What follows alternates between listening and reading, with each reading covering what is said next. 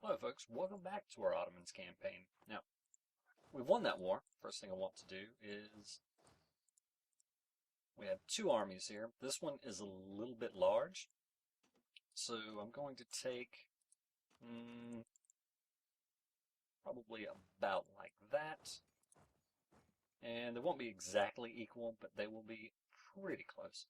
It's just easier to move around our fairly low supply limit areas with two armies instead of one. Now, you may have noticed when the war ended, we got a couple of pop-ups here. This means we can build province improvements. Currently, our only option is castle, which is a fort, and I'm not really interested in doing that right now. I'd rather save our money. This is the pop-up to show you that you have overextension, that you have provinces that don't have a core currently and do not have a core being worked on. So this is a list of provinces. This tells us our development. This tells you how much of your overextension it currently is. This gives you the cost. On this screen, the culture doesn't really matter, but here it does. We accept Greek culture, so we don't get any penalties from that land. But it can be good to see here to know you may have problems coming up here soon. Now, Constantinople, again, 23 development, one of the best provinces in the game, very expensive to core. As it turns out, we also saw this. Now, we saw this at the beginning of the game. We saw this, this symbol. It means that we have national decisions. And the one we have now is to make Constantinople our capital. We have to be at peace. Our primary culture has to be Turkish, which it is. Ottomans are Sunni. We are still Sunni Muslim. We have to control Constantinople. We do. Edirne, which we do. Koseli, or Koseli, however this province is pronounced. We also have to have Hudavendigar, which we do, and Burgas, which we do wherever it is, right there. Now, by doing this, we will gain one stability, which again is how cohesive the nation is. We will gain more money from our provinces and get extra benefits. It'll also improve our missionary power. Constantinople will become the new capital of our nation. We will gain a free core on Constantinople. The culture will change to Turkish. The religion will change to Sunni. It's currently Orthodox. It will take forever, 111 months for us to naturally convert this province, so that is a huge boost. We'll gain 4 base tax, 4 base production, and 3 base manpower. Again, looking at this, that is almost a 50% increase in tax income, production income, and manpower per month from this province. It's an incredible boost. It will also take Constantinople from a very good city to one of the greatest cities in the world. For instance, Paris, 32 development, Rome, 28, Milan, 30, even Beijing, massive, massive center of trade, is 33. We're gaining 11 development here. Constantinople will be king of them all at 34. Amazing decision. And our government rank will change to empire. We're currently a kingdom. To move up to an empire, you would normally have to have 1,000 total development. We currently only have 345.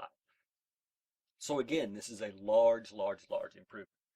Currently, our government gives us -1 national unrest, -10% unjustified demands. The diplomatic cost I mentioned in the last war, those are unjustified demands. Places you don't have cores for but take anyway in a peace deal, they're considered unjustified. There are also ways, depending on what casus belli you use to declare your war, that even places you have a claim could be unjustified, but that's a little more technical. We get +1 diplomat and -5 national cooldown, national focus cooldown. That's this thing that I did at the start of the last video. So we're going to take this mission or this decision. It will all happen immediately. Another thing we gain from becoming an empire is we're now a cultural union of Oghuz culture.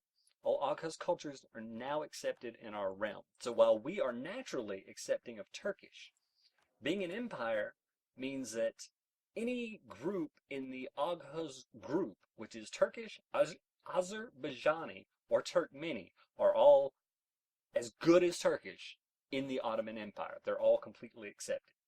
We also now gain minus 0.05 autonomy change in our provinces.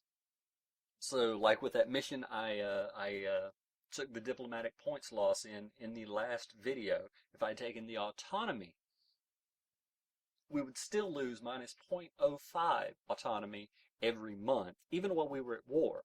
So that can help counteract some of those negative events. Also, land that you take over in war starts with a minimum of 50 autonomy. So this modifier will help us bleed that off and make newly conquered lands a part of our nation all the faster. We also get +1 leaders without upkeep. I have mentioned our general here before. We naturally can have one leader. All nations start with the ability to have a leader, either a general or an admiral. Certain events and modifiers can let you have more. We now have the ability to have 2 leaders.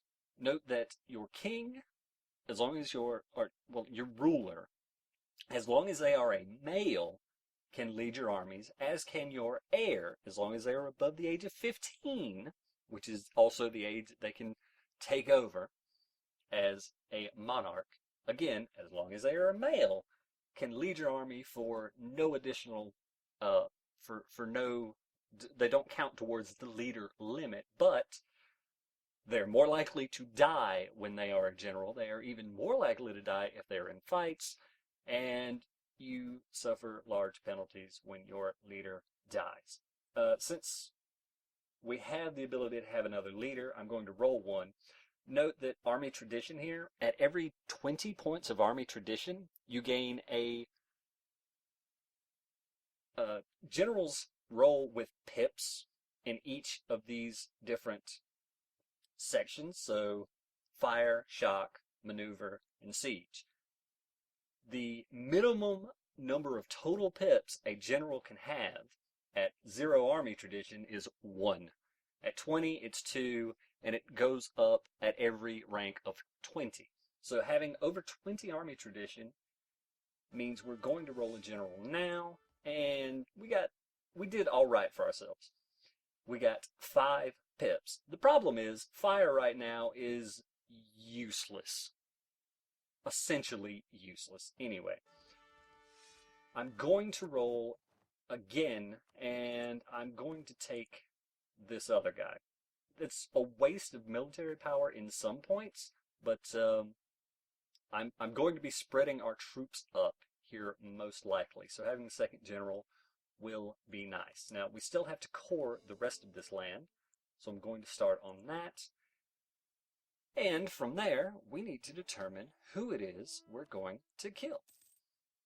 We finished our City of the World's Desire, so we get yearly legitimacy +1. We're currently at the max on legitimacy, so that doesn't really help us.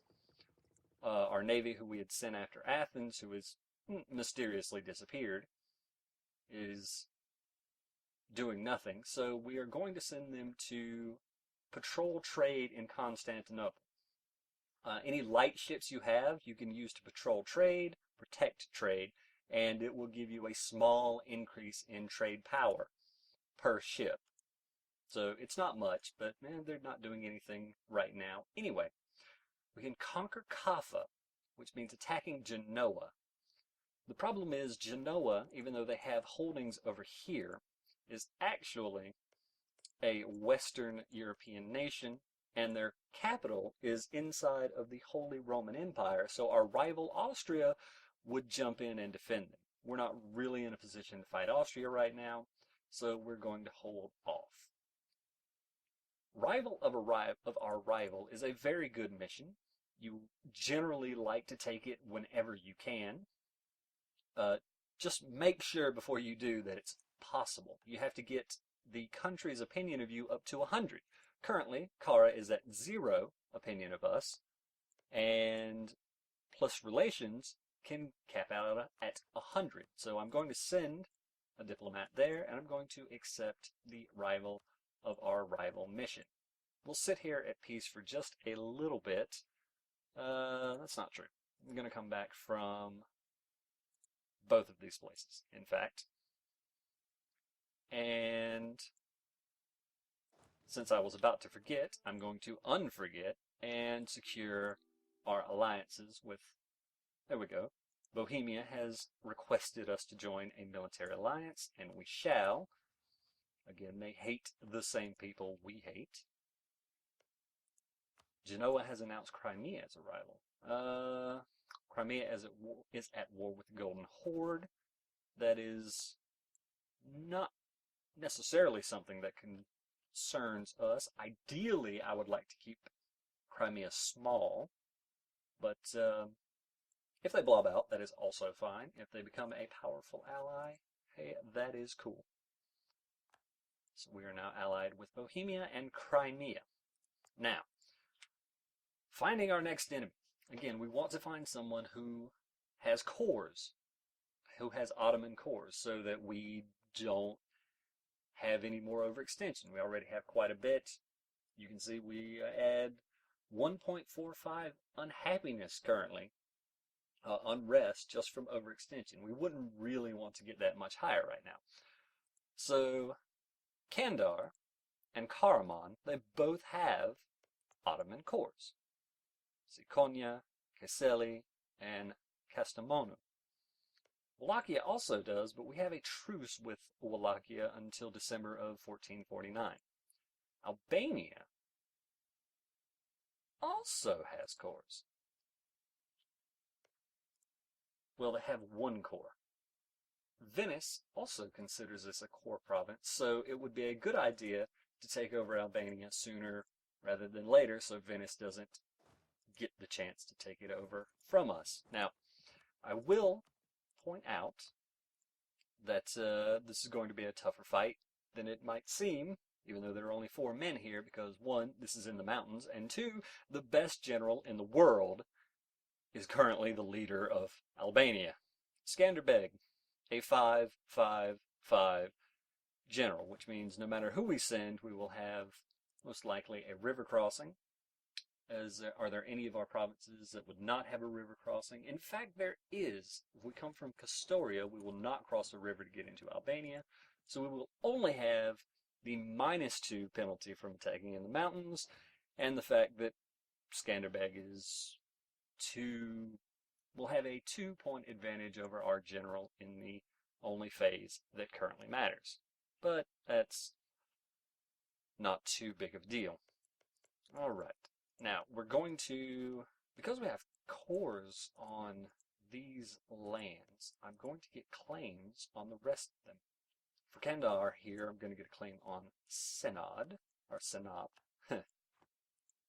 And, let's see, I'm going to hold this diplomat to attack Albania, and then I'm going to start fabricating a claim on Karaman. In fact, probably the province Karaman itself.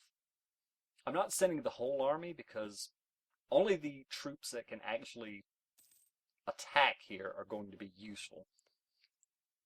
This fort is just a level 1, so in fact I can even send a smaller unit than this. Alright, he has 3 infantry and 1 cavalry. I'm going to send 3 I'm going to send 3 healthy infantry and 2 cavalry. And hope we can take the fight. Of course, I'm going to declare war first, because otherwise there would be a problem. Again, Albania is Catholic, so we will gain piety by declaring this war. Neither of our allies will join because this is a distant war to them and they don't have any interest in it, but we don't really need their help. So, not really a concern. November? Yeah, we probably have that long. I will go ahead and start claim on Karaman. And we will watch the fight here. Skanderbeg rolls very well, but as it turns out, we were able to win. Our discipline advantage sort of carried the day here. I see. They also had a navy out and about protecting trade. Epirus is also mountains. Quite unfortunate. Well, again, they were very low on morale, so we were able to win that pretty easily. I'm going to pull the army back over here. Aragon and Austria are at war with Navarre, France, and Castile. Oh my.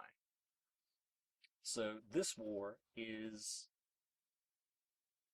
the Aragonese subjugation of Navarre. So Navarre is a little country here in the Pyrenees. They're Basque that are in fact, let's see, yeah, there are only 3 Basque provinces in the whole game, and Navarra is in fact the patron country of the Basque people.